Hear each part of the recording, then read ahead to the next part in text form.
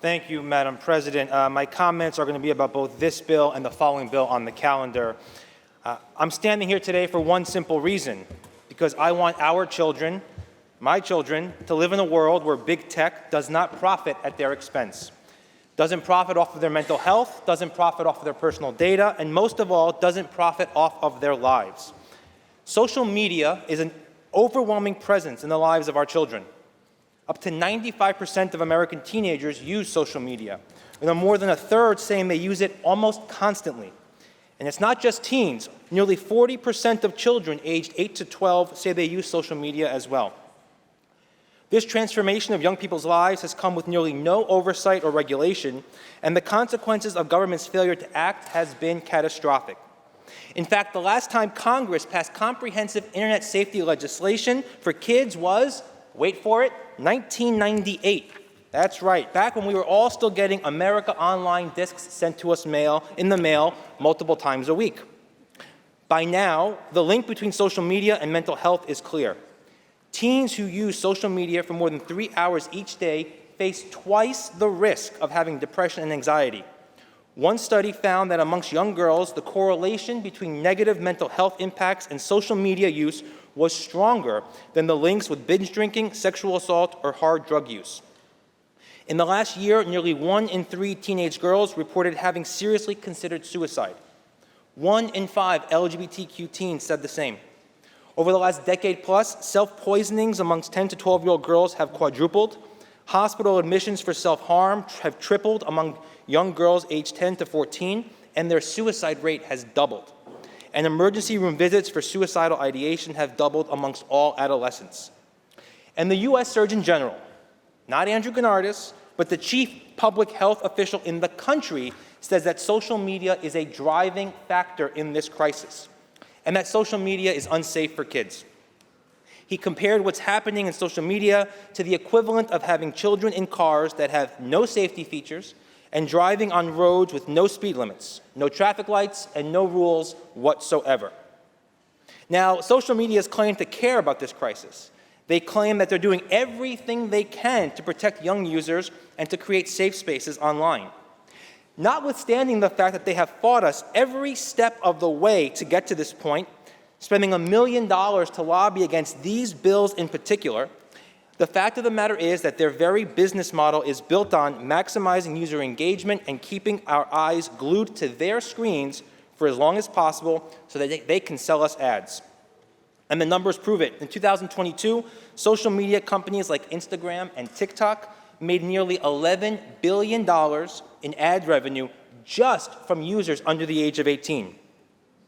Care about this crisis, big tech is profiting off of it. If big tech had their way, they would keep kids in speeding cars without seatbelts. But today we're going to act. Today we're putting seatbelts back in cars. The Safe for Kids Act and the New York Child Data Protection Act get at the heart of this crisis by regulating 2 of social media's most harmful tools against youth: addictive algorithms and predatory data collection. All of us who use social media know how powerful these algorithms can be. These algorithms that are intentionally designed to mimic the psychological dependencies created by slot machines and online gambling sites, resulting in what psychologists refer to as variable reinforcement schedules. The phenomenon that we are inexplicably drawn back to our feeds and keep scrolling in the hopes that we'll find something that is redeeming or engaging, much like a gambler is drawn back to a slot machine to pull the lever just one more time because this time they know they might hit that payoff. What makes these algorithms so powerful and so profitable is social media companies' ability to collect, manipulate, and sell our children's personal information. These algorithms feed off of kids' searches and data, bombarding them with content to keep them online as long as possible, no matter how much more anxious, depressed, marginalized, or simply distracted they feel afterwards. We don't have to just contemplate hypotheticals. I'm thinking today about a young 16-year-old boy named Chase Nasca, whose family lives in Senator White's district, I believe. Chase tragically took his life 2 years ago this past March. His parents recently shared with me a video recording of his TikTok feed. which was filled with what can only be described as psychologically disturbing videos that preyed upon his teenage insecurities and actually encouraged suicide. One clip had music playing against the backdrop of a rainstorm while a narrator said, "Is it really worth it if you're only happy some of the time?" This was followed by a video saying, "All it takes is 4 tablespoons of salt," which is literally a how-to guide for self-harm and suicide. Followed immediately by a video of a cartoon character pleading to another character, "Please tell me I'm a good person. Please tell me I'm a good person. Please tell me it'll be okay." Followed by silence. Just think for a moment how content like that could affect a young person who's suffering from anxiety or depression, or even just going through a period of self-doubt and searching during an incredibly impressionable age. He was just 16.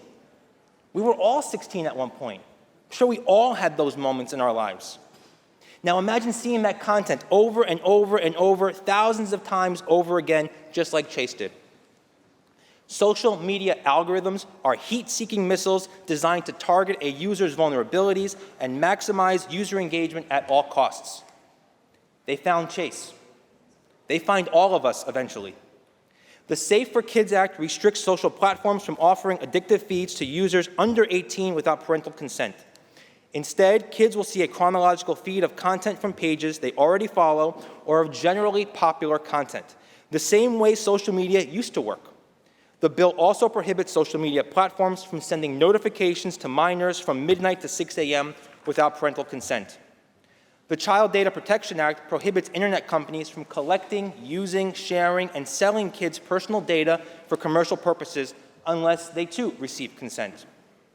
These laws will protect children and teens from the addictive algorithms and predatory data collection that we know are keeping young people glued to their screens and hurting their mental health.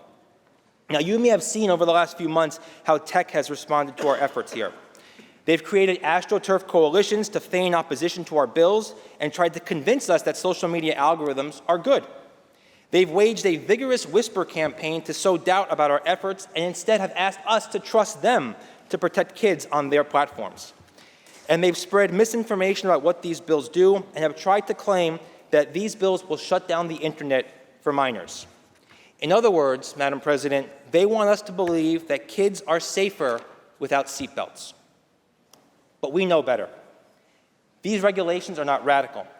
They are not restrictions on free speech. They are not anti-innovation, and they are certainly not anti-tech. They are common sense. They create an internet that is safer and better for everyone. They make clear that our children's privacy and their mental health are not for sale. They are a statement of our values, that our kids come first. So in closing, I want to first thank our Majority Leader, Andrea Stewart-Cousins, who never wavered in her commitment to ensure that we act to protect children from the harms of social media. I want to thank Governor Hochul and Attorney General James for their steadfast support of these measures. I want to thank my colleague, Assemblymember Nili Rozic, for channeling her anxieties as a parent, as have I, into taking bold action to protect our children. And I want to thank the staff that worked tirelessly to make these bills a reality, including both our own central staff as well as my legislative staff. And most of all, Madam President, I want to thank our incredible coalition of parents, teachers, doctors, and young people themselves for giving us the strength and momentum to take on some of the most powerful companies in the world, and after this vote, winning. As a New Yorker and as a dad, I'm immensely proud to be sponsoring these bills and to vote aye to pass them here on this floor today. And I encourage all of my colleagues to do the same. Thank you.